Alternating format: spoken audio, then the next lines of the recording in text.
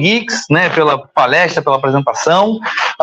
Agradecer novamente aos nossos patrocinadores, a Secretaria Municipal das Culturas de Niterói, a Prefeitura de Niterói, portanto, e novamente reconhecer e agradecer a cessão do espaço pelo Instituto de Computação da Universidade Federal Fluminense, o apoio da DIJUF e da AC Jogos na organização, na coorganização do evento, absolutamente fundamental. A nossa mesa seguinte, portanto, é para falar um pouquinho sobre o fazer fluminense de jogos, e se a gente falou de cultura brasileira, se a gente falou sobre o fazer cultural brasileiro, obviamente permeando esse universo dos jogos, a gente agora vai falar um pouquinho com gente que é parte dessa mola propulsora. Nós somos, no geral, sociedade civil, às vezes organizada, às vezes desorganizada, né? A gente com esses jogos tenta organizar um pouquinho, mas às vezes nem dá tão certo assim, mas no geral a gente é organizado.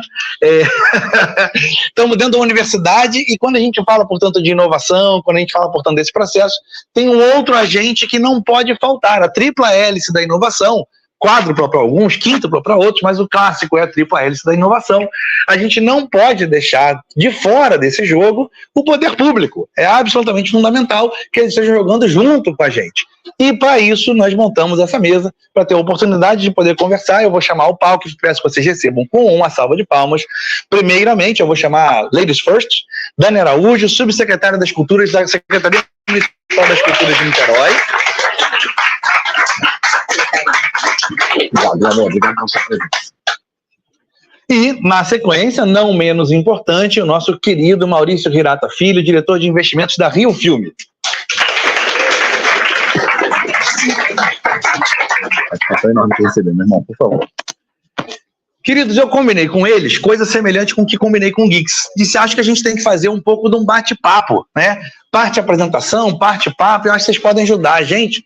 E trouxe especialmente esses dois municípios, porque entendo que Niterói e Rio, Dani e Maurício, têm entendido este papel de jogar junto o processo, né?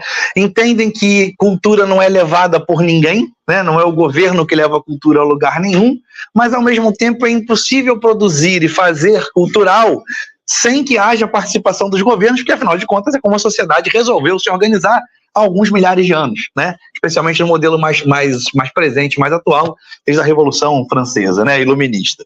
Então, nesse sentido, trazer os dois para que a gente possa também fazer essa discussão. Então, eu queria primeiro deixar um microfone com a Dani, e eu vou dividir o meu contigo, tá, Maurício? Muito bem.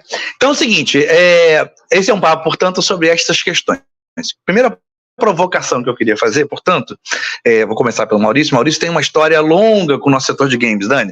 Maurício teve passagens por momentos muito especiais do Ministério da Cultura, da Ancine, onde uma política pública nacional começou a surgir sobre esse assunto.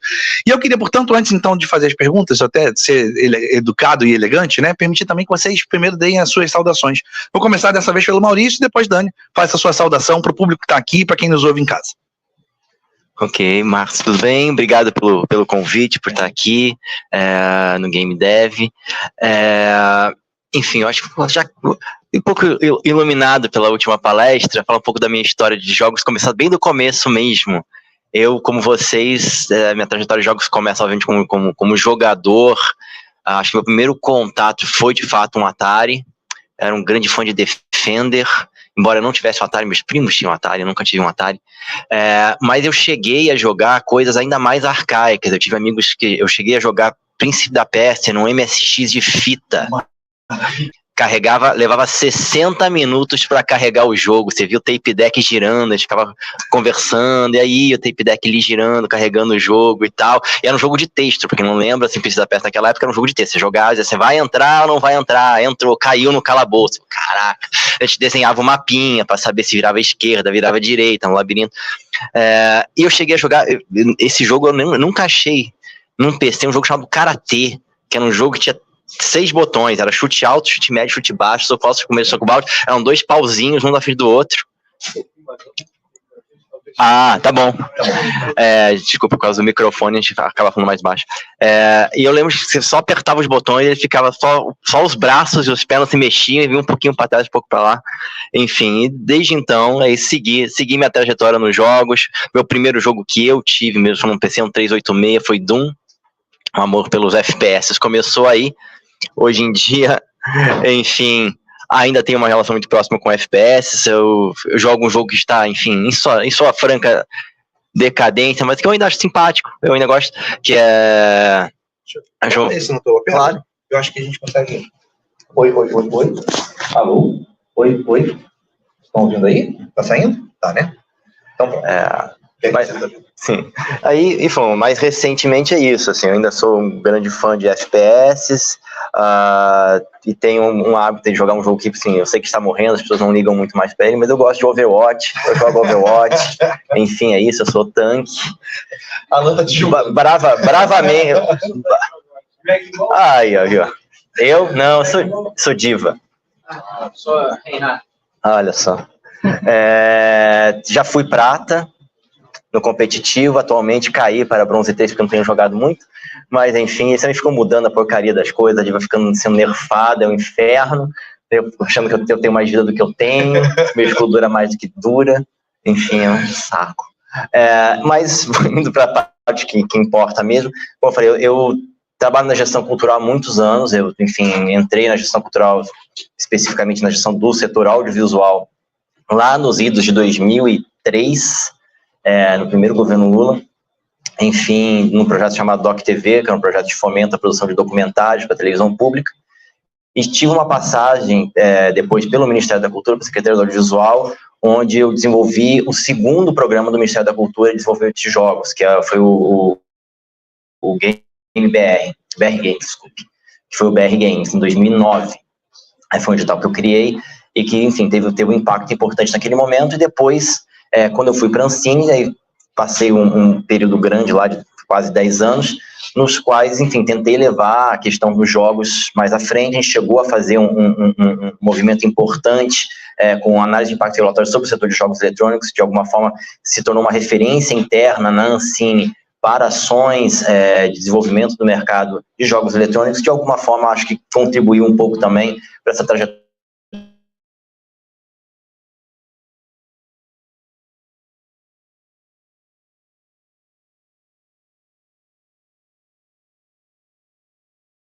que chegou hoje no marco regulatório da trajetória, que está, enfim, vai mudar completamente, junto com as outras linhas todas de fomento do setor audiovisual, uma linha específica voltada ao desenvolvimento de jogos eletrônicos, protótipos de jogos eletrônicos e jogos eletrônicos.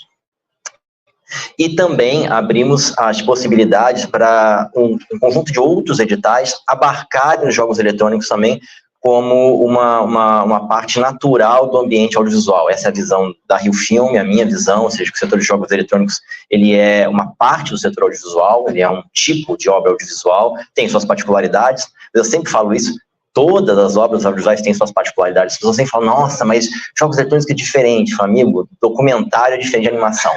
Quem faz documentário não faz animação, coisas completamente distintas. Então, se o jogo não é mais distante, a animação é próximo de jogo eletrônico que documentário no seu modo de produção. Então, assim, não tem essa coisa de novidade. Assim, reality show e novela são duas coisas completamente distintas. Programa de auditório e transmissão de jogo de futebol são coisas completamente distintas. Então, e ninguém questiona que setor audiovisual. Por que o jogo eletrônico... Não, o jogo é diferente. Não, tudo é diferente. Então, a gente também abarca jogos eletrônicos no nosso edital de fomento a amostras e festivais, a gente abarca o jogo eletrônico no nosso edital de formação, e a gente também abarca no jogo eletrônico no nosso edital de cash rebate, que é um mecanismo que a gente tem de incentivo à atração de investimento estrangeiro, ou seja, a gente também permite que você tenha investimento estrangeiro sendo feito no desenvolvimento de jogos no município do Rio de Janeiro. Claro, estamos aqui em Niterói, na casa da Dani. Temos que dizer que, infelizmente, a Rio Filme é do município do Rio de Janeiro, então a gente foca muito, evidentemente, no município do Rio de Janeiro, isso é uma característica, mas a gente está sempre abertos a conversas para poder ampliar, enfim, criar outros tipos de sinergia com as cidades próximas e com o Estado também. Enfim, acho que em termos de apresentação. É isso. Dani, eu também queria que você desse uma saudação inicial, e acho que também essa questão, o game que lá está perpassando audiovisual das culturas aqui da cidade também está perpassando muitas linhas, né? Faz a sua saudação inicial também, se quiser fazer uma pincelada sobre isso também, já pode começar. Tá ótimo. Bom dia, gente. Bom dia. Eu sou Daniela Araújo, né? Estou subsecretária das Culturas de Niterói. Hoje representando aqui a nossa secretária, Júlia Pacheco, que está em outra agenda. Queria muito estar aqui, mas pediu carinhosamente que eu representasse. Então, é uma alegria enorme estar aqui. Mesmo sabendo que posso chocar vocês, para minha cara, estão percebendo que eu não jogo. Eu joguei. Pra me dizer que eu não jogo, a minha experiência com games, apesar de ter conhecido o Atari também, criança e tal, ela se deu como uma jovem de periferia de Niterói nos fliperamas. Eu jogava fliperama, não tinha jogo em casa. E o jogo que eu mais gostava chamava Cadillac Dinossauro. Que eu não sei se existe isso ainda. Acho que não, né? Mas era muito legal, não só pelo jogo, né, pela diversão infantil, mas eu acho porque o brincar, que foi falado aqui na vez anterior, é uma coisa que converge, né, a comunidade. Então, íamos todos para aquele espaço acompanhar os outros jogando, às vezes a gente nem jogava. Isso é muito legal também, pensar como o jogo, ele faz parte de uma forma de se comunicar e se relacionar no mundo, né, que é um dado da nossa cultura. E cultura, vamos dizer assim, muito resumidamente, é um conceito complexo, mas é a forma como uma sociedade vive, como ela se organiza, como ela experimenta, como ela se expressa, né? Então, é evidente que isso está dentro da sociedade contemporânea como uma opção, não só para o brincar, mas também para o desenvolvimento, para o questionamento, para a contação de história, por que não? Porque ali também as narrativas vão trazendo, né, esses dados. E a ideia é que a gente possa trocar aqui um pouco sobre esse cenário no ponto de vista da administração pública, da cultura, mas também no ponto de vista mais amplo de história da cidade, né? Eu acompanho, agora estou na Secretaria Municipal das Culturas, mas acompanho há algum tempo, né, as ações de incidência e participação social na educação, na ciência e tecnologia, na infância e juventude. Então, são movimentos, espaços da sociedade civil de interlocução com o governo para pensar essas questões, né, e para pensar estratégias de solução. Então, a gente tem na cidade, além da Secretaria Municipal das Culturas, né, uma Secretaria de Ciência e Tecnologia que está pensando como a tecnologia está se integrando com a cidade, né, uma proposta para a educação que é também de agregar as novas linguagens, né, o acesso à internet como possibilidade de inovar esse ambiente escolar.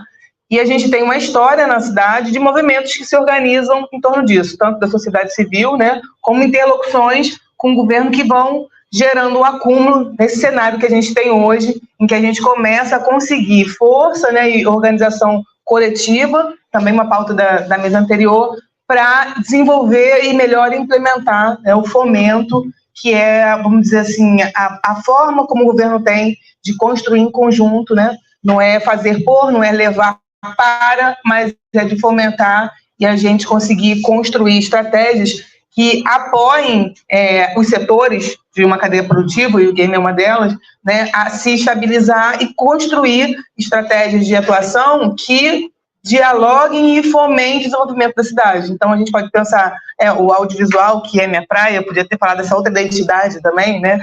Talvez em outra vida eu tenha sido documentarista, e aí minha relação com o filme passa por outro lugar. Mas essa cadeia produtiva, acho que é importante falar aqui, ela vai envolver a sociedade civil e governo na construção de mecanismos de autofinanciamento mesmo, né? De movimentação da economia, que a gente chama de economia criativa, não é uma coisa abstrata, né? A gente sabe que para você ter um jogo, para você ter um documentário, uma animação, diversas linguagens e profissionais contribuíram. Então, isso do ponto de vista do governo é algo muito interessante e algo importante a ser cuidado, né? E do ponto de vista do desenvolvimento social e econômico, é algo que a gente está atento e buscando espaços como esse para a gente desenvolver esse diálogo, né? Então, não vou adiantar nada para a gente chegar nas perguntas, mas eu acho que a ideia é que a gente consiga também pensar aqui estratégias juntos e poder apoiar-nos mutuamente. Perfeito. Pode ficar já com vocês no microfone, que a minha pergunta também é rápida. Eu falo alto mesmo. Me parece, assim, quando vocês falam em economia criativa, quando falam em ação de governo, é claro que o governo tem que jogar junto, né? Eu fico olhando, óbvio, a partir da presidência da AC Jogos, a gente está diretamente em diálogo o tempo todo.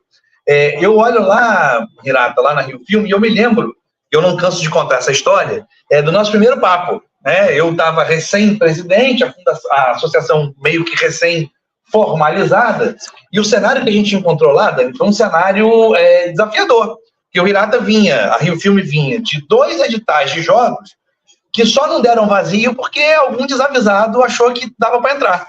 Porque muito pouca participação. E a percepção naquele momento, portanto, institucionalmente, da Rio Filme era, puxa, e aí, então não tem setor de jogos no Rio? Ninguém está interessado nesse negócio? Como é que faz isso acontecer? Nós tivemos um papo assim, muito, muito reto, né? De uma característica, né, do Hirata enquanto gestor, de olha, deixar sempre as coisas muito, muito bem posicionadas, né, para que a gente possa ter muita clareza do que está acontecendo. E tinha um desafio ali, poxa, vocês vão se organizar e a gente vai ter uma boa participação nos próximos editais, ou então a linguagem de game vai ser entendida como não importante dentro da entidade pública. Porque é isso, é demanda da sociedade. Tem outros segmentos demandando um monte, e não é diferente na Secretaria Municipal das Culturas aqui de Niterói, há um monte de segmentos demandando um monte de coisas, e se o setor geek também, que inclui o setor de jogos, também não está organizado, fazendo a interlocução, fazendo a pressão política, que é boa pressão, né, sem falar de nada com qualquer tom negativo, né, na lógica realmente de pressionar, de tensionar, né, de trazer esse processo. Queria que vocês comentassem nesse sentido, como é que é a participação popular, como é que é a troca de informação com os fazedores de cultura e o que isso tem produzido em cada entidade, né, em cada órgão de governo, por assim dizer, não é que não seja um órgão de governo, é uma empresa pública, mas em cada entidade, como é que isso tem influenciado esse fazer ou esse atendimento, né, com a relação ao fazer de jogos ou fazer geek de maneira um pouco mais ampla. Então, a gente na Rio Filme preza muito pelo diálogo com a sociedade civil no desenvolvimento dos nossos mecanismos de fomento, todos. A gente interage muito com as entidades representativas, inclusive essa interação mais próxima, isso é bem importante, é sempre com as entidades representativas, porque a gente acredita que a sociedade civil organizada é a melhor forma de você conseguir aprender de fato e estimular de que a sociedade civil tenha posicionamentos, digamos assim, que já venham em algum grau consensuados, já tirar esse ônus do poder público de organizar as várias demandas, porque assim, às vezes é muito difícil, né, a gente recebe um monte de demanda de todo lado, é muito difícil a gente entender quais são as principais, ou se às vezes a gente está atendendo alguém só porque ela grita mais, ou porque ela teve acesso mais fácil a um telefone ou a um e-mail, e a gente não está com a percepção real da principal demanda. Então receber isso via entidades, normalmente facilita, porque você entende que a entidade, ela de alguma forma fez esse trabalho de casa, esse meio de campo, de conseguir pacificar e reunir as principais demandas de uma maneira um pouco mais harmoniosa. E a nossa interação mais direta se dá através das consultas públicas. A gente sempre faz consultas públicas nos nossos editais, e é sempre uma etapa muito importante para a gente, porque a gente sempre aprimora coisas relevantes, assim, de um edital para outro, a gente está sempre mexendo em alguma coisa, facilitando, desburocratizando algo, valorizando algo que às vezes a gente não está valorizando, então é sempre um pouco esse processo. No caso específico, inclusive, da C-Jogos, é uma das mais interessantes, porque todas as reuniões que a gente fez, normalmente, essa é uma experiência única do setor de jogos, que eu acho muito legal, vocês fazem transmissão ao vivo da conversa com a C-Jogos, uma coisa que nenhuma outra entidade faz. Então vocês ligam a câmera e vocês ao vivo, com gente online, fazem a conversa com a gente. Então é sempre uma coisa assim, muito, muito, muito legal, assim, de ter essa possibilidade de interagir multiplamente. E a curva de aprendizado, em relação ao setor de jogos, eu imagino que seja um desafio também em Niterói, ela é maior, porque o setor de jogos tem menos tradição de fomento público. Então, assim, você tem um acúmulo, né? A Dani tem trajetória no audiovisual, também tem, a gente vem de um acúmulo com o setor audiovisual e com mecanismos de fomento do setor audiovisual de décadas.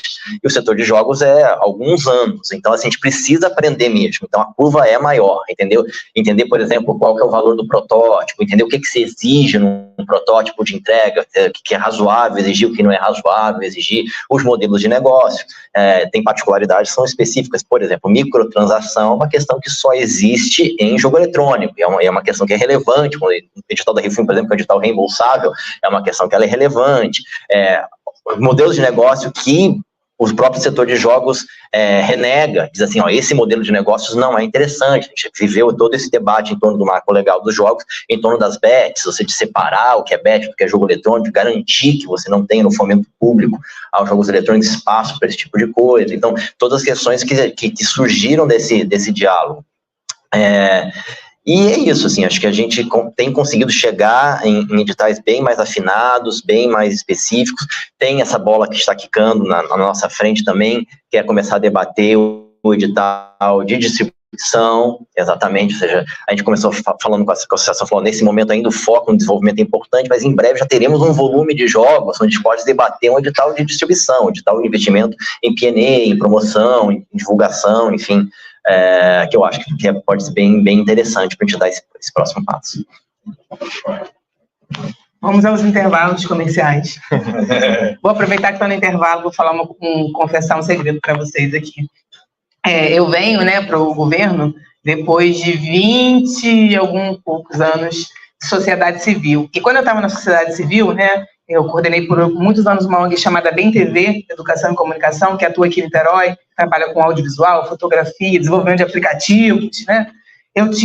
No início, eu tinha uma ilusão, eu aprendi lá atrás que era assim, a gente cria uma organização porque a gente quer desenvolver uma tecnologia e resolver um problema.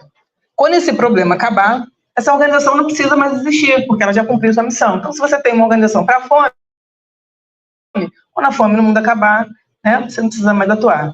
E aí eu fui aprendendo com os anos que isso não é bem assim, que isso é um pouquinho mais complicado, porque as organizações, elas cumprem um papel de aglutinar conhecimento, desenvolver tecnologias, de colaborar com o desenvolvimento de políticas públicas, mas elas têm um papel ainda maior de manter, né, um coletivo engajado em determinado assunto, produzindo conhecimento, né, atualizando as suas causas. Estou fazendo essa introdução do comercial, que agora que a gente voltar de novo para a programação normal, para dizer uma coisa que, do outro lado, agora no governo, eu entendo claríssimo que não existe política pública sem participação popular.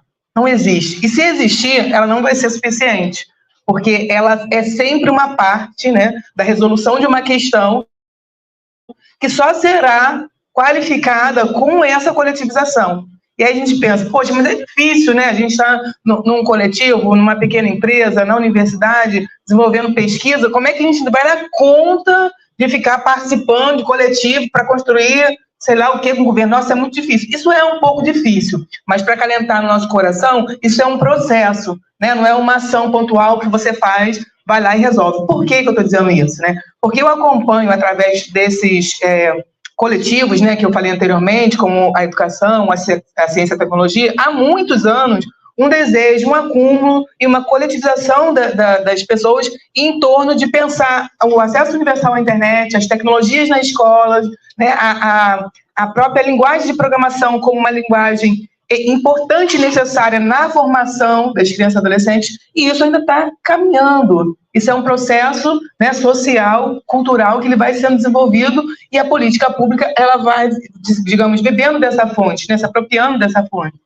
Então, por que eu estou trazendo esse contexto? Porque, por mais que a gente se ocupe, enquanto governo, de promover escutas, né, essa organização perene é que vai dar o tom. Então, a gente tem, né, aqui em Niterói, por exemplo, há alguns anos, projetos que se desenvolvem em escolas.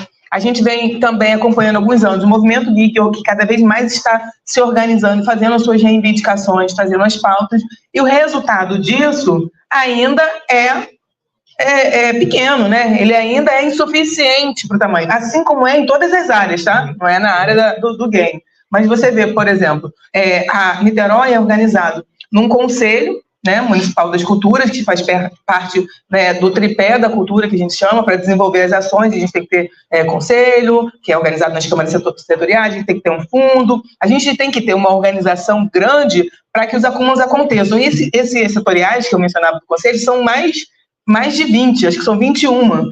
E não dá para fazer um edital por linguagem. Não tem um edital por linguagem, mas tem um edital de cultura geek. Por quê? Porque a gente gosta mais dos geeks, porque eles são mais bonitos, porque jogar legal. É verdade, mas... Não necessariamente, né? Eles são legais e tal. Mas é porque é um movimento que se organizou muito intensamente, né? E bancou suas reivindicações e foi construindo essa estratégia. Então, olha, eu não estou dizendo isso nem para dizer que está resolvido, né? E nem que as outras linguagens, né, vão ficar sem, mas estou dizendo que a política pública, na medida que ela é construída nessa atenção, é importante sim que a gente consiga se aglutinar e fazer essa participação. O Edital Geek é um exemplo, e ele nem tem, vamos dizer assim, tanto investimento na área de gays, mas se a gente pensar, por exemplo, a Paulo Gustavo, que é uma lei que está contribuindo mais recentemente, né, com o desenvolvimento das linguagens, ela, nesse momento, estão sendo desenvolvidos pelo menos 4 projetos de games que foram financiados com a Paulo Gustavo. Nossa, como o game entrou ali? Entrou porque esse movimento organizado, né, que faz com que não se esqueça que, sim, os jogos são parte da cadeia do audiovisual, né? Ali a gente tem, não entendo nada, tá, gente? Só olhando de fora, assim, mas você tem um roteiro, tem história, tem pesquisa, tem arquitetura, tem desenho, tem design, tem programação, tem um monte de coisa que eu nem sei, mas Tem música, exatamente. Então, mesmo sendo leiga como eu, você consegue perceber a importância de uma cadeia produtiva como essa, né? O que a gente precisa alinhar, ajustar, é a correlação das necessidades, desse refino, né, que você trouxe aqui antes, de a gente entender quais são as especificidades, isso só pode ser construído com quem faz, até porque a tecnologia ela é muito mais rápida do que a nossa capacidade de construir políticas públicas e fomento. Então, quem faz é que vai dizer, olha, sem isso não dá, com aquilo não dá. E, ao mesmo tempo, com essa troca permanente, né, o diálogo permanente para a construção das estratégias possíveis. A gente sempre vai estar mediando, né, demanda verdadeira, quantificável, né, com organização e tensionamento. Isso sempre vai ser uma medida, um termômetro do desenvolvimento das políticas públicas. E a ideia é que a gente consiga, né, assim como é feito na Rio Filmes, que a gente consiga, cada processo desse, ter um mini processo de participação. São as collabs, são as escutas, são as rodas de conversa, esses são momentos-chave. Mas o que eu queria reforçar muito, ainda mais que aqui tem bastante estudante, bastante gente que trabalha na área, que os momentos, esses ápices, eles são momentos em que o coletivo pode amadurecer, chutar para gol, né? Encaminhar. Eles não são os momentos, normalmente, em que as coisas são concebidas. A concepção é fruto do trabalho cotidiano que vocês fazem, né? Por um lado, no desenvolvimento, a gente, por outro, na gestão da política, e aí, nesses momentos, a gente tem a oportunidade de construir. Então, hoje é um momento desse, e eu acho que a gente vai estar construindo outros, né? À medida em que esse coletivo também vai se ampliando, se fortalecendo. Perfeito. Aproveita que você está com o microfone na mão. Queria que você comentasse especificamente sobre a iniciativa do Edital Geek e do Festival Geek. São iniciativas sui generis, são iniciativas únicas no estado do Rio de Janeiro. Aliás, estão entre as poucas iniciativas do tipo no Brasil e demonstram, na minha percepção, uma visão transversalizante da percepção dessa cultura gamer, dessa cultura geek, que vai para além de uma única linguagem, né? Ela, na verdade, perpassa o fazer, né? Humano, eu diria, até de maneira mais ampla. Queria que você comentasse um pouquinho sobre isso, quer falar dados do edital, enfim, comentar um pouquinho como é que tem sido a história na direção desses dois fenômenos, né, do edital e do festival. Bacana. Isso é muito legal da gente partilhar mesmo, né, porque a gente, embora, né, esteja num município muito próximo à capital, que apaga a gente um pouquinho, a gente tem um investimento em cultura e uma organização em torno das políticas de cultura bem estruturada, né? Bacana. Então, eu estava falando anteriormente, né, do conselho, das câmaras setoriais, mas a gente tem, na Câmara Municipal, né, a gente tem uma representação na cultura, o presidente da Comissão de Cultura, que se compromete com as causas, que é um grande articulador, que foi secretário de Cultura e que, eu não sei se pode falar o nome, de eleição, a gente conta com o apoio do Leonardo Giordano, que acho que vai estar na mesa aqui hoje, porque é um cara que consegue perceber a importância da Câmara nesse processo, né? A política ela é sempre feita, por um lado, na regulação, né? Na legislação, por outro, no desenvolvimento dessas, vamos dizer assim, tecnologias públicas de aplicação, seja edital ou não, e a sociedade civil compondo aí essa grande articulação. Então, isso facilita com que a gente consiga identificar as demandas da cidade com maior qualidade, eu acho que com maior refino, né, e consiga apoiar essas ações. Então, para pegar o exemplo do Geek, que é um exemplo recente, isso é muito importante falar também, tá, gente? Vou fazer um aposto aqui. É recente porque a política de fomento via a Secretaria Municipal das Culturas também é recente. A gente fala hoje, e às vezes a gente recebe demandas, as pessoas falam, não, mas tem que ter financiamento para tal área, então o segmento tem 4 anos só que a Secretaria Municipal das Culturas tem recurso para fomentar diretamente, né, através dos editais, né, para ela ser a executora do processo, administradora desse processo de editais.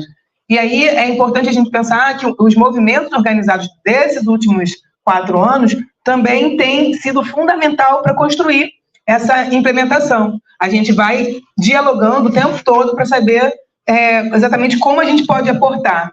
E a construção do edital Geek, imagina, nunca ia partir da nossa cabeça.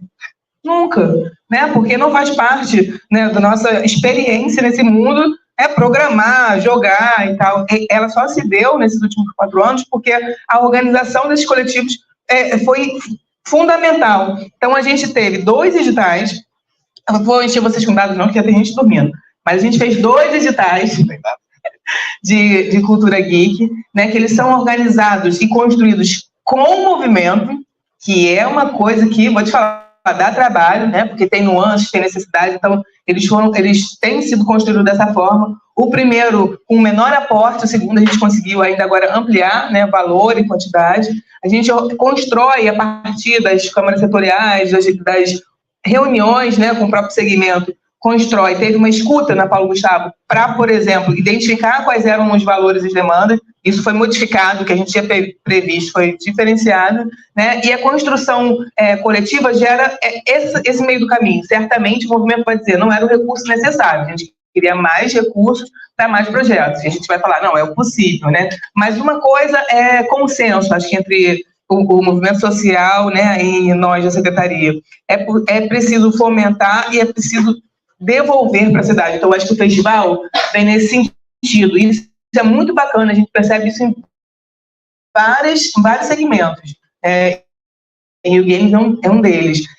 A ideia sempre de estar produzindo para devolver para a cidade. Então, o festival ele já vem desde a primeira edição como essa possibilidade de ampliar essa articulação coletiva, de ampliar o poder político desse segmento, né, para político não político partidário, mas de mobilização, de aglutinação das pessoas em torno do tema, e para mostrar à cidade que essa é uma cultura, né, e muitas vezes invisibilizada,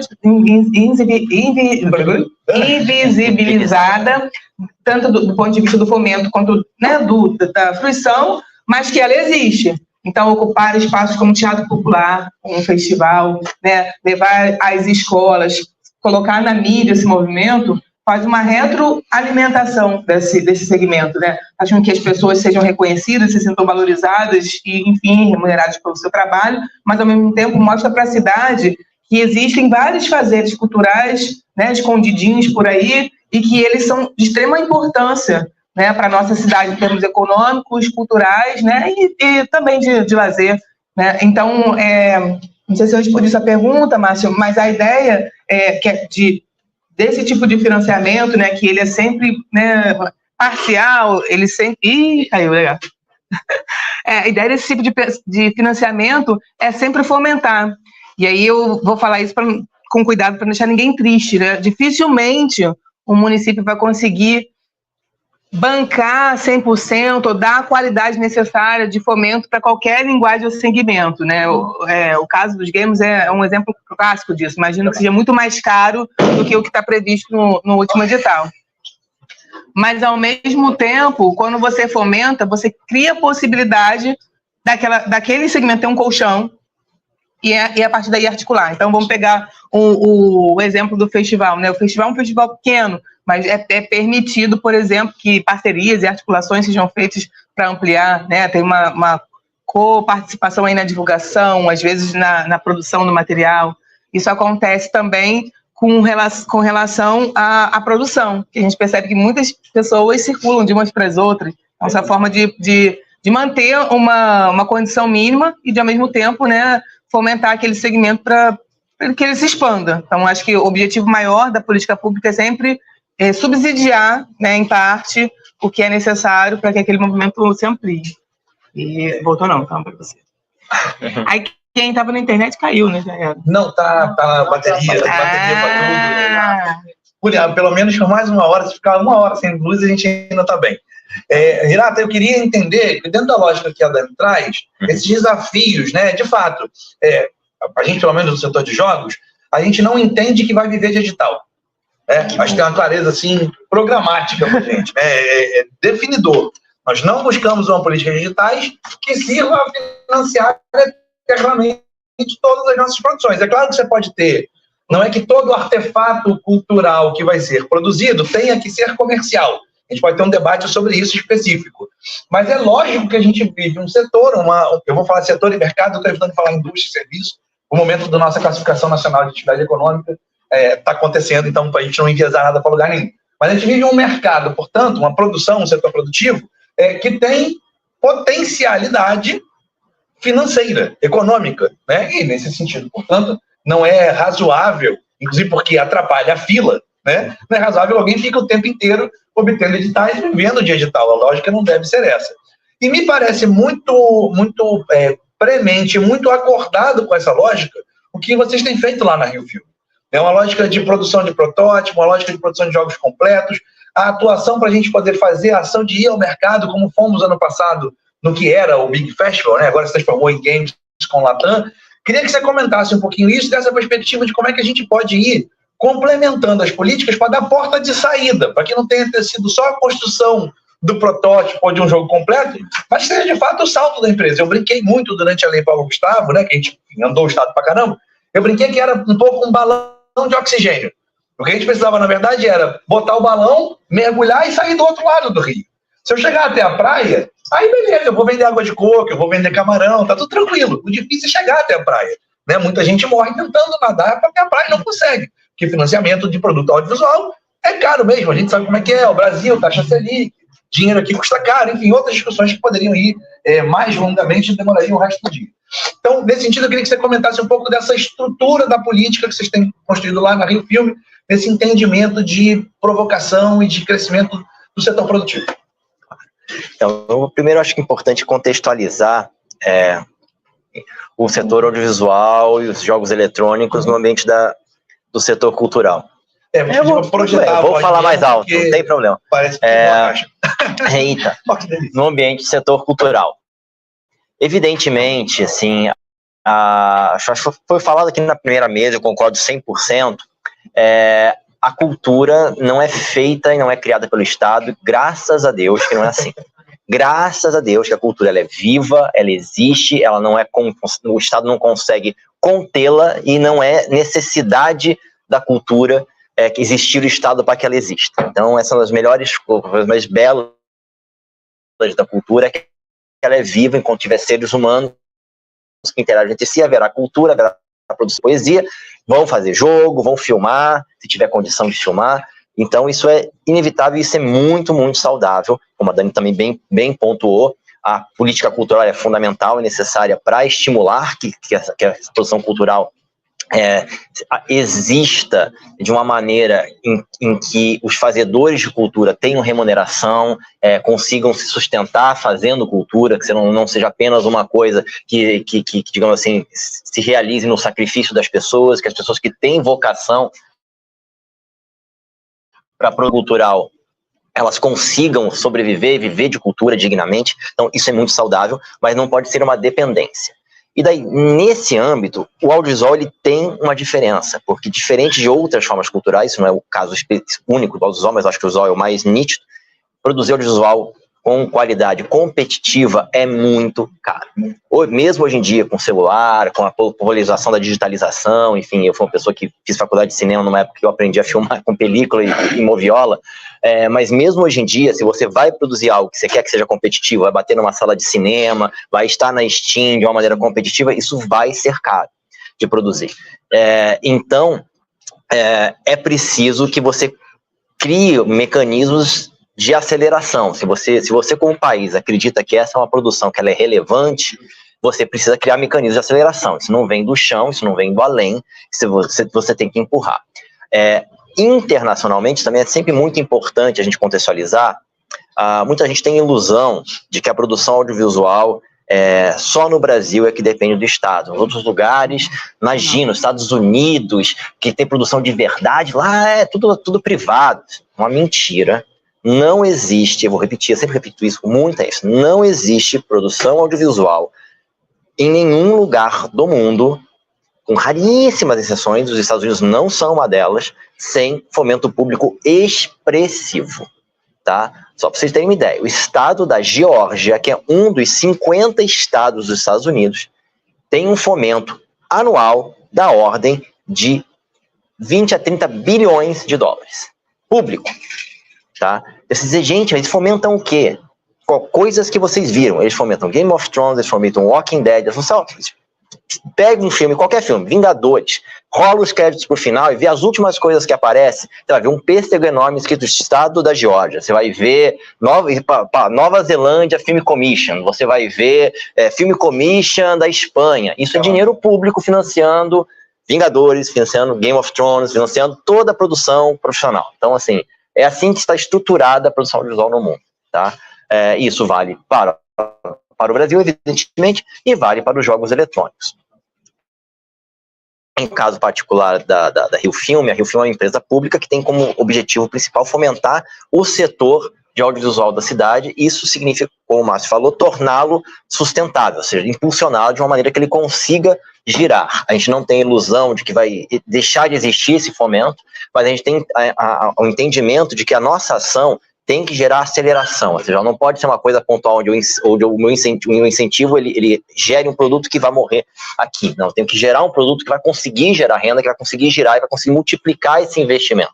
Então, o nosso olhar é sempre, no caso de jogos, do investimento em jogos eletrônicos, no setor audiovisual, de forma geral, a gente tem linhas de financiamento para novos entrantes que funcionam diferentes, a gente tem financiamento de desenvolvimento de projetos que é diferente, financiamento de curta-metragem que é diferente, websérie que é diferente, mas jogos eletrônicos que a gente coloca nessa categoria junto com longa-metragem, com séries, com produtos comerciais, a gente, são editais retornáveis, a gente tem participação nas receitas e a gente procura produtos que busquem ser competitivos no mercado, tá?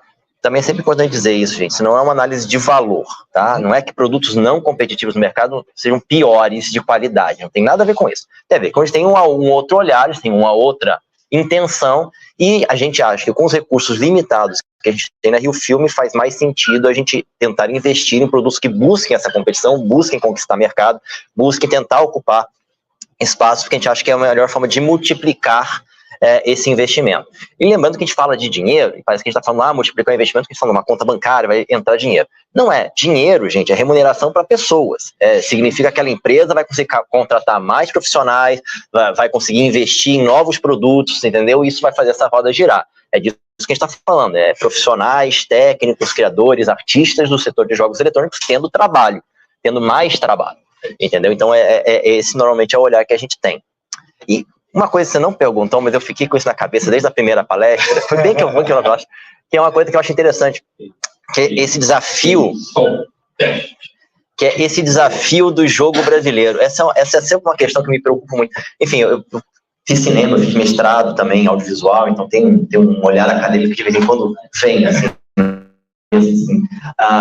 E o desafio do jogo brasileiro é muito parecido com o desafio de outros produtos culturais brasileiros, né?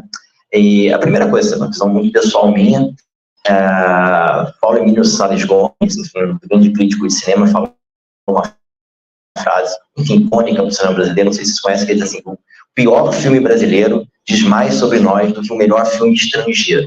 Implícito nesta frase está algo que é fundamental, que não é possível produzir nenhuma cultura no Brasil sem que ela seja brasileira. Não é possível. Você vou fazer um jogo igual de Overwatch aqui. Overwatch vai ser o Overwatch brasileiro, ele não vai ser o Overwatch norte-americano. Não existe como, não tem como. Você vai fazer no Brasil, serão brasileiros criando, ele será brasileiro e terá características brasileiras. Então, isso primeiro, eu falo isso com provocação, para desarmar vocês. Vocês não têm que buscar a brasilidade a todo custo, porque a brasilidade está em vocês. Ela vem inerentemente. O que vocês criarem vai ser imbuído desse caldo cultural de onde vocês nasceram, da sua experiência. Então, o desafio, eu acho, sempre, e inclusive assim, um desafio criativo, é um desafio de mercado. Como é que o brasileiro joga? Existe um jogar brasileiro, uma especificidade brasileira? E eu falo essa provocação, vou dar alguns exemplos aqui, não de jogo, porque eu não estudei isso, mas de outras áreas onde essas coisas aconteceram naturalmente por volume de produção. Ninguém vai questionar que existe uma música brasileira. E ela não surgiu porque as pessoas ficaram quebrando a cabeça, pensando, meu Deus, o que é a música brasileira? As pessoas nem tocavam música. Entendeu? Muitos aprenderam a tocar música provavelmente com partituras europeias, instrumentos europeus, violão não é um instrumento brasileiro, mesmo pandeiro é um instrumento africano. Enfim, não era do chão, não viela aqui do chão, da terra do Brasil. As pessoas simplesmente tocavam música. E à medida que elas foram tocando música, de um jeito brasileiro. E a hora que você viu, você tinha manifestações musicais que eram nossas, ritmos que são nossos, coisas que não são inerentemente nossas, inescapavelmente nossas. Isso aconteceu no audiovisual. A gente faz melodrama, começou a copiar melodrama de Hollywood. Aí faz melodrama e conta uma forma, de repente você tem telenovela, que é uma forma nossa. Que ninguém ficou pensando, meu Deus, como é que eu faço melodrama brasileiro? Não, foi fazendo, virou o nosso.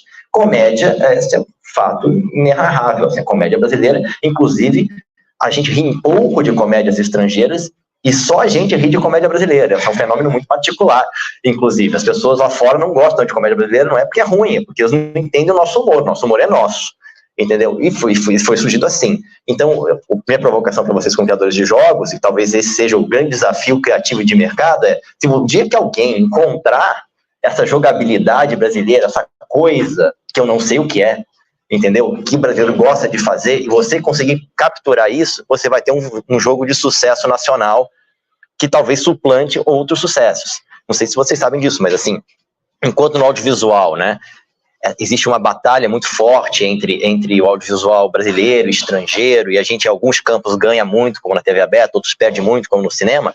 Na música, essa é uma batalha que a gente venceu acachapantemente. Música estrangeira tem uma enorme dificuldade de penetração no Brasil.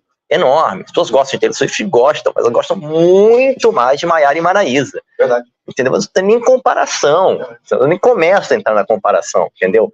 Se duvidar, ouve mais Sandy hoje do que ouve Taylor Swift no Brasil. Sandy, que não grava, não sei, há 10 anos, 20 anos, que não grava uma música. Entendeu? É uma batalha que se venceu assim, no encontrar da especificidade, no buscar isso. E minha sensação, aí, mais academicamente falando, é que isso está mais na jogabilidade do que na aparência. Ou seja, é menos a figura do Curupira, do Saci, do folclore, é menos o cenário do Rio de Janeiro, embora isso exista também, mas talvez em algum momento vocês consigam capturar, assim, por que o Brasil joga mais esse tipo de jogo do que aquele, entendeu? Qual que é essa mecânica aqui que ele gosta mais, e de repente você vai burilando ali e você começa a encontrar uma coisa. E dali vem algo que, enfim, talvez produza um grande hit dos jogos eletrônicos brasileiros. E uma coisa muito importante também, pouquíssimas, talvez nenhuma, grande indústria conquistou o mercado internacional sem dominar seu mercado nacional primeiro. Isso é muito difícil, achar que você vai fazer um sucesso internacional como indústria, né? Às vezes você, pessoalmente, a sua empresa consiga, mas assim, como indústria, você vai fazer um impacto internacional sem você ter antes conquistado seu mercado interno, é muito raro. O fenômeno cultural recente que todo mundo fala, que é a Coreia, né? A Coreia conquistou seu mercado interno primeiro. O K-pop não foi um sucesso internacional e daí depois os coreanos foram olhar. Não, um fenômeno interno por décadas, até que de repente isso começou a ser empurrado para fora. Acho que também um pouco dessa questão dos jogos tem um pouco com isso, assim, também. De olhar para dentro e o domínio do mercado interno te dá musculatura para você explorar com mais fôlego o mercado externo. Trabalhado em dados, é dizer que do ponto de vista de mercado de jogos, o Brasil, que é 3% da população mundial, representa 1,5%, não, tranquilo, representa 1,5% do mercado global de consumo de jogos. No entanto, a produção local brasileira representa 0,1% do mercado global. Para entrar na lógica do que o Maurício Virata Filho nos aponta, significaria dizer que esse 0,1 deveria chegar pelo menos a 1. Então é multiplicar por 10 a nossa produção nacional. Isso não é qualquer desafio. Concordando amplamente com a questão do fazer enquanto produção dessa identidade, né? Construção desse jogar enquanto própria identidade, acho que o Xande vai poder nos ajudar bastante também nisso, porque vamos falar de esporte, vamos falar de outras coisas que têm a ver, né, com esse mecanismo, mas tem muito a ver também com a possibilidade ou a capacidade de produzir. E, nesse sentido, as políticas públicas cumprem um papel absolutamente fundamental, né? A facilidade da criação de novos motores gráficos, de ferramentas de desenvolvimento, como comentado no início, né, com o Geeks, era muito caro antes de fazer e não tinha financiamento público. Então, é um conjunto de coisas impossível, né? Então, é muito caro fazer audiovisual há muito tempo, mas é o que você falou, tem 40 anos, tem 30 anos, talvez, de políticas públicas que ajudam no financiamento. Não estou dizendo que é fácil, não. Mas, obviamente, tem uma construção histórica que é isso, né? Que tem a ver com movimento social, com política, com construção de sociedade. Eu queria perguntar se tem perguntas da plateia, seja aqui no online, eu vou olhar ali. Você pode vir à frente, por gentileza?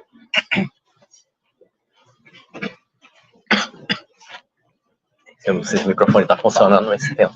Se apresenta, fala seu nome para ele. Bom dia, eu sou o Caio.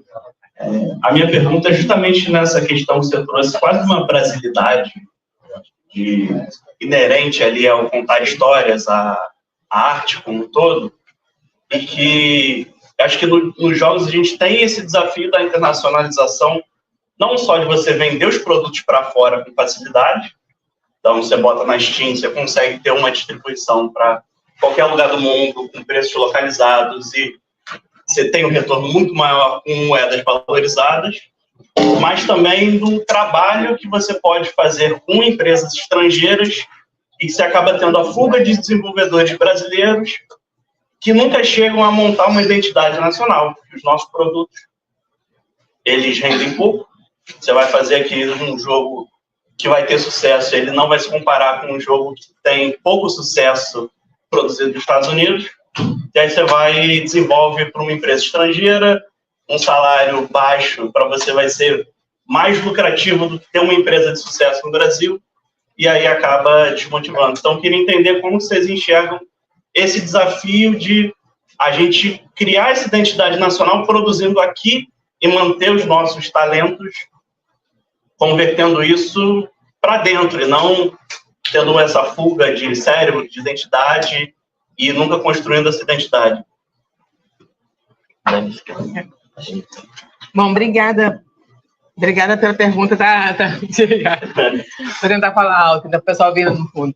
Eu acho que você traz uma coisa que é muito importante assim, para mim, pessoalmente, porque eu entendo o game, né, e o audiovisual como uma linguagem, e como uma linguagem, né, numa secretaria em que o lema é cultura e um direito, eu acho que a gente tem direito a aprender essas linguagens, né? A gente tem direito a aprender a falar em outro idioma, além do nosso, a se expressar através da pintura, do audiovisual ou de outro tipo de arte. Isso é um direito que a gente tem, mas como a gente faz isso ganhar proporção? Aí eu vou tentar responder sua pergunta com uma reflexão sobre outros momentos da história que a gente viveu esse dilema, né?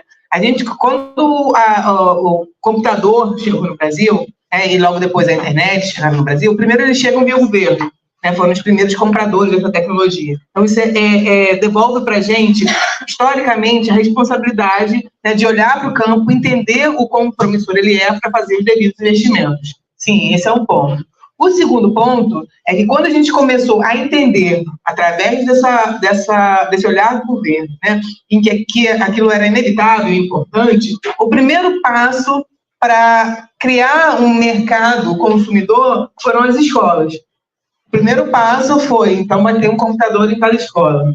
Então, essa também, que é uma estratégia de governo que normalmente vem acompanhada, né, dos alunos da sociedade civil, é uma estratégia que eu faço um paralelo com esse momento em que a gente vive, o crescimento do entendimento, né, do campo produtivo, do programador, da linguagem dos games, mas também esse momento em que a gente percebe que precisa criar volume.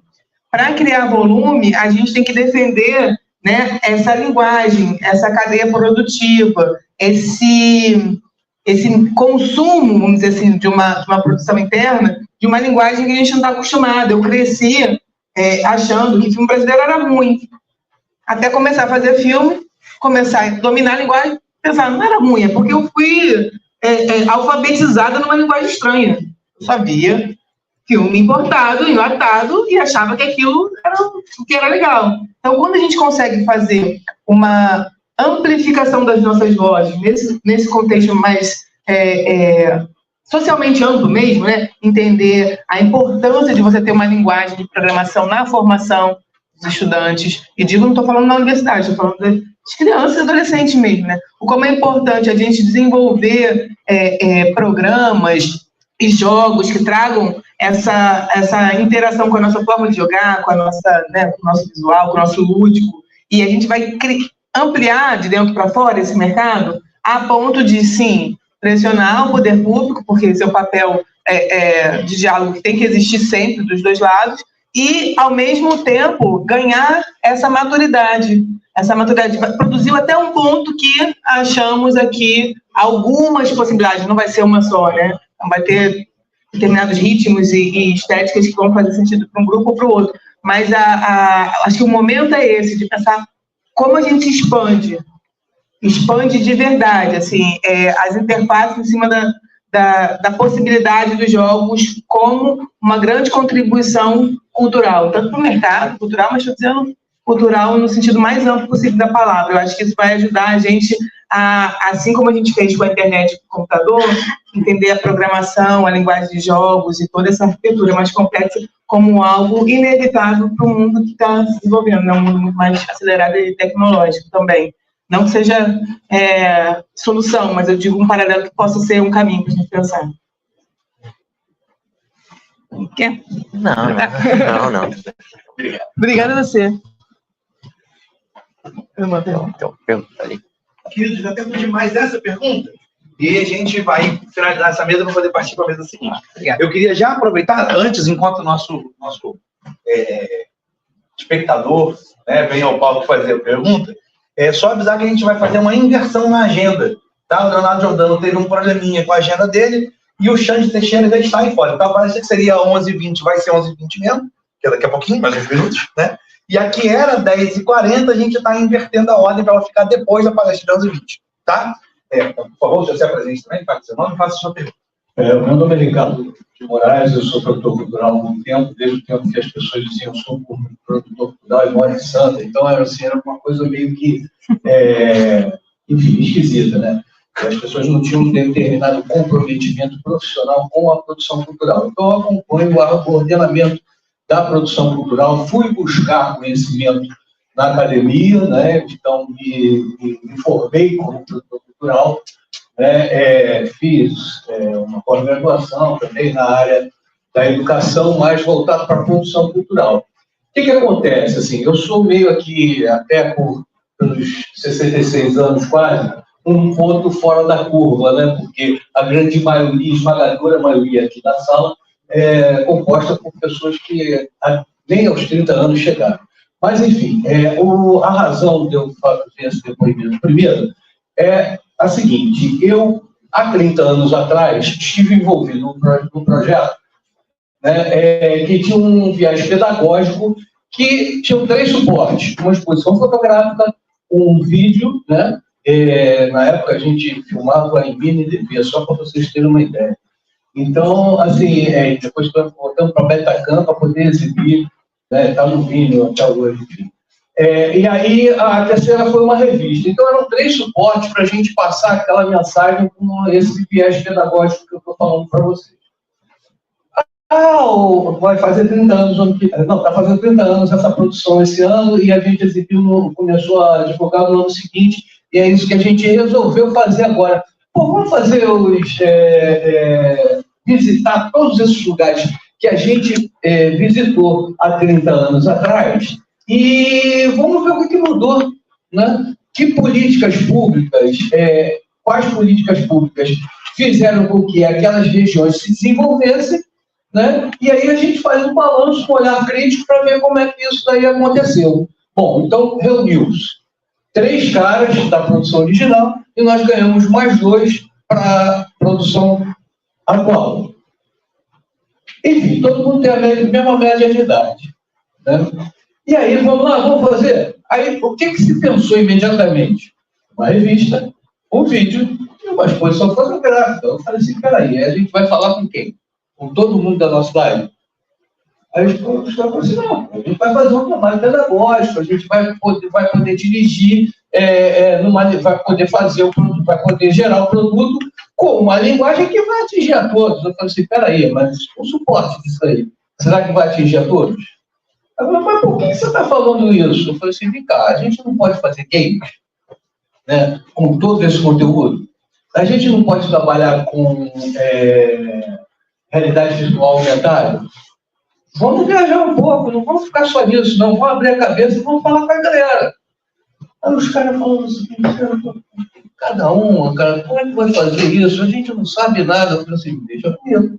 Eu tenho uma relação institucional com o Instituto Federal do Rio de Janeiro, que tem um campus, né, totalmente voltado para a produção de jogos. Vamos lá buscar isso. Então, estamos fazendo isso. Quando eu vi essa iniciativa aqui, aliás, eu queria parabenizar os organizadores, porque o Jurássico, como eu, tem poucas oportunidades de buscar, né, se alfabetizar na cultura dos games, né? Então, apesar de eu odiar o jogo, não gosto de jogo, nada do jogo, até experiências psíquicas ruins com jogos, mas enfim, o fato é que está aí, tem que dialogar com isso e é necessário que isso aconteça. Então, assim, fiz esse preâmbulo todo para fazer a seguinte pergunta. Qual o esforço que se empreende no sentido de atribuir os jogos um viés pedagógico no seu conteúdo? O que se tem notícia disso? O que vocês podem me falar? Responder? Vamos lá. Bom, fazer a resposta em duas etapas. Primeiro, falar especificamente do ponto de vista da Rio Filme. A Rio Filme não faz direcionamento de conteúdo em nenhum dos seus conteúdos. Então, a gente faz questão de não ter editais temáticos, não é filme sobre isso, filme que fale bem do Rio, jogo que trate da cultura carioca. Então, a gente deixa muito aberto, porque a gente entende que é isso, que quem tem que determinar o que tem que ser feito é o produtor cultural, o realizador, a gente é um fomentador.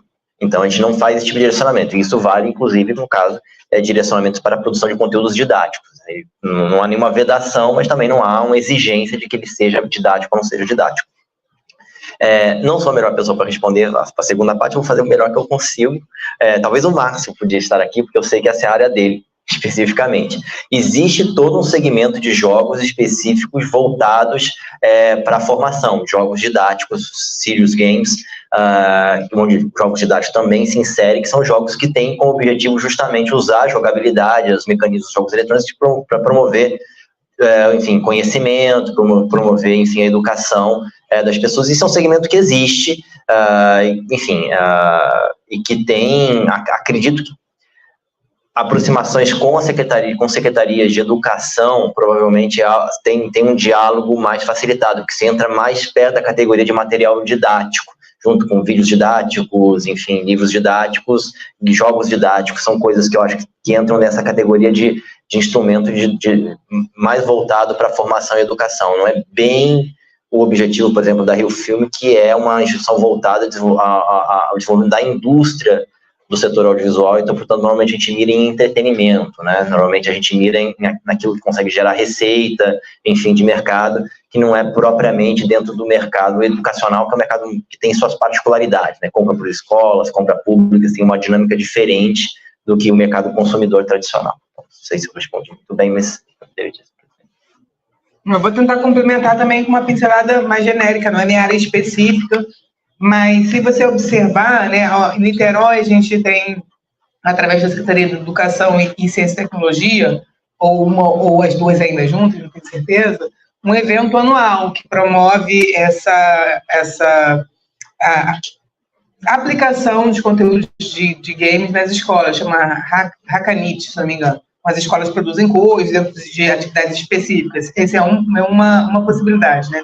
A outra possibilidade, a partir da política pública também, é disseminar o acesso às ferramentas, né? São, no caso, equipamentos onde as pessoas possam ter acesso a internet, computadores, oficinas. Então, a gente aqui tem, tanto em Santa Bárbara, quanto no Barreto, quanto no Viradouro, não sei se está em operação, né? Essas